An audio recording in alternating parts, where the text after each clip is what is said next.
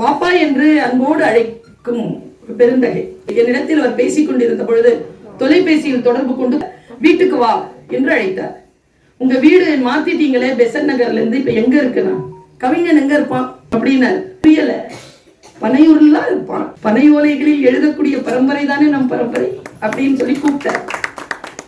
போய் உட்கார்ந்து அம்மாவுடன் போயிருந்தேன். அக்கா இருக்கிறார்கள். சில நேரத்திற்கு பிறகு என்னிடத்துல ரொம்ப கேஷுவலா ஒரு விஷயத்த சொன்னார். எங்க அம்மாட்ட உருதுல பேசுவார், என்கிட்ட தமிழ்ல பேசுவார். ஒருபோதும் அவர் என்னிடத்தில் உருதுவில் பேசியதே இல்லை.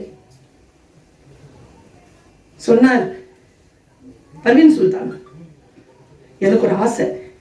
இன்னைக்கு சொல்றேன் வைதாப்பா, எனக்கு ஒரு ஆசை. என்னவாப்பா? முன்னியையும் உன்னையும் கூப்பிட்டுக்கிட்டு பாகுபலி படம் பார்க்கணும், புகாரில மட்டன் பிரியாணி சாப்பிடணும்.